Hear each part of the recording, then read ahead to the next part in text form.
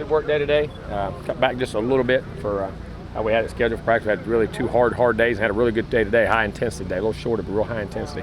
Got a little bit of game planning in, just started it, got the foundations, just some groundwork, but so a lot of good on good and good practice. The guys getting better, and you can see them getting better each practice, getting the timing and the rhythm and the throwing game and tackling and angles and things is a lot better. So good practice. Questions? There are a couple of noticeable guys today. We didn't see Reggie, this and that. Reggie got the flu. Reggie he took a shot yesterday. He's home sick. He'll be fine. Who else? And then you said, I know Izzo's back with family emergency. Yeah, Mavity's Mavity's got a personal. He's got an illness. He got an illness, a personal illness, so we're not going right now. He'll be okay, but maybe not for right now. I mean, he got set. Wow. Who? Herman. I think Herman broke his foot. He's had a stress fracture in that foot all year. We've been having to monitor and easy, and he was running the route and just stuck it in the ground, and that little fifth metatarsal on the outside of that foot snapped, so he'll be out. Lorenzo Phillips. Knee, hurt a knee. Probably have to get scoped. Just running and twisted it. So does it kind of seem weird how Monday you were like, hey, we got all this time off, guys are getting healthy, and now it's like... No, that's what happens every year. If you go back and research it, and I'm not trying, it happens every year. That's just part of ball. And a lot of them were just weird. I mean, not even getting contact. Chris Casher's another guy that was absent. Yeah, he's just sick. He's been down for a little bit, and he's been banged and bruised in his body, his knees bothering him. There's a lot of, a couple issues, so it's keeping him down for a while, let him rest. Ryan Hofeld. Shoulder. Same shoulder he's had. We just give him some rest. He practiced last 2 days. Just take a couple days off of it and get back. You know what I mean? Don't beat it to death. You'll have to get fit, get some things worked on after the season. Do seniors that have been through this so many times, do they embrace these last practices? They do. They love them. They do. I mean, they have been so far. These guys have. I mean, there's been a lot of energy, a lot of enthusiasm. You know what I mean, in practice. As far as, I guess, just some of the things you guys have been able to work on, how have you been pleased with how they've been able to, accept things and react to things? A lot. I mean, we were back to fundamental. We were back to boards and half-line drills. And I mean, learning how to be technique sound to hopefully be a better football team in the bowl game we were at the end of the year. And that's kind of what we're looking at as a spring practice early. Now we'll game plan, but we still got to work on that technique. And those guys, they did the last three. I cannot be one bit happier in the way they practiced the last couple of days. I don't think I had a chance to ask you this, but after Florida, now that you have time to look at the film, what were the things that stuck out to you that you liked, you didn't like, and you want to improve? The relentlessness, just to keep competing in the game in a big-time moment, you know what I'm saying? And Florida made some plays, and we left some plays on the field. We had some opportunities to really make some plays, I thought, early, but didn't get frustrated, just kept playing and, kept just pounding away, chipping away. Defense was outstanding all day, tackled well, kept great leverage on the ball. For the quarterback, I mean, Treon kept come out a couple times, but for the most part, we kept him in the pocket and, and then tackled well in space, played the run well. Defense, we were outstanding. Special teams were outstanding. Beatty was good. Roberto was excellent all that time, so our cover teams and all those things were really good.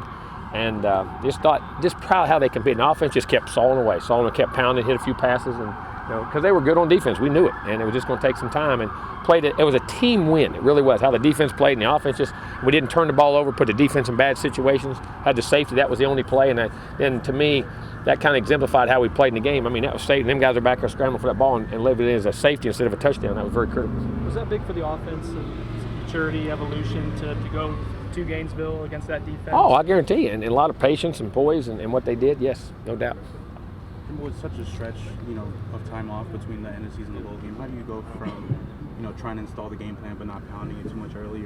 We'll start tomorrow. We'll start on a Monday. I'll extend it a little bit Monday, and we'll get 5 good days here. And then we'll have a week up there. So now give them a little break in between, so we'll get right back into it. So that's what we've always done. We've had a lot of success in our bowl games and with the tempo. We like the template we have as far as the format of what we're doing. How do you get away from not giving the players too much? I mean, during the season you only have a week, and now you have. Well, you teach so many concepts in spring and then your 2-a-day systems. I mean, you're installing. We put a lot in, but I say it's like a library. You have it up there and you remember it. And it's like something, if you've read something, and all of a sudden, you know 70% of it, then you go back and you say, this is going to be my test this week, then you revise it. You study it that week and all the little details come back. And that's kind of how we like to put things in, to make sure we have a large volume of what we're going to do. Then we pull it off the shelf when we need it.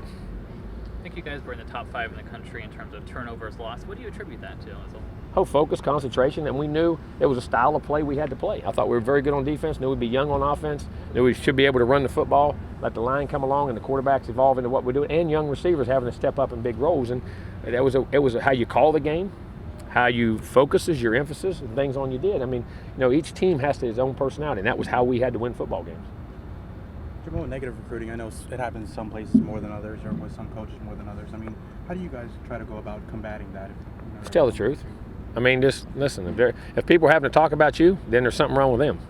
That's generally what happens then. We don't ever do that. We talk about the people we have and what we have at Florida State. And if that isn't good enough, then we understand that, you don't come in. And that, hey, guys make choices. Kids make choices.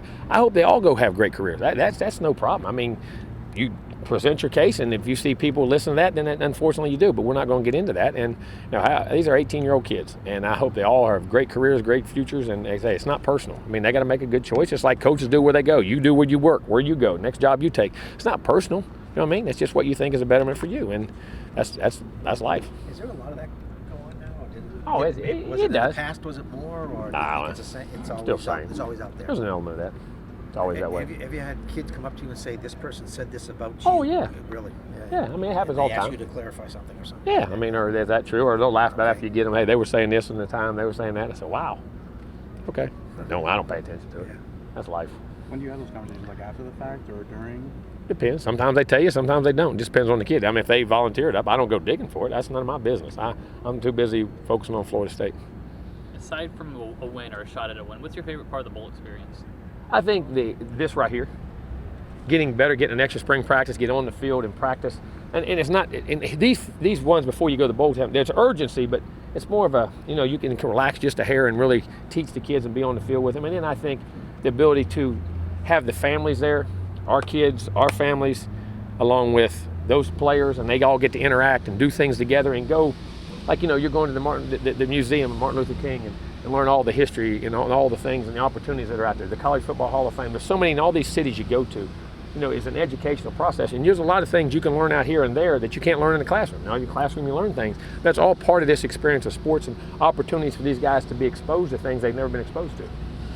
Jimbo, DeMarcus mentioned that he wanted to find out what the advisory committee had to say. Yeah, all those juniors. How many of those, or do you advise them before they do that? Or? No. I mean, they come to me and say, I want to put my name in, and hey, we'll put it in and see where it comes back, and then we'll find out information from people we have and resources we have, and give them the best information, provide it for them, and hopefully them and their families can make a great decision. Of course, Tom Herman, the big news with him yesterday was being fitted for a grill because it's a deal he made with his kids. Okay, that's pretty cool.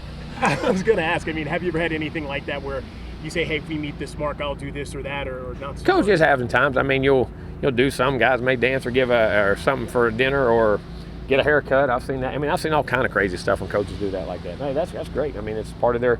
That's that camaraderie and chemistry you get. And they've obviously had it being 12-1. That's awesome. Would you ever get a grill? No, I ain't getting no grill. We good? I might do something. I ain't getting no grill. Bob, you got one? We'll have to come up with another solution. Today was the first day of the JUCO signing period. Do you have any NOIs in-house? Not that I'm aware of right yet in there that I can comment on before we come out. I'll check with Will. All right, we good? I believe it will, but we'll see.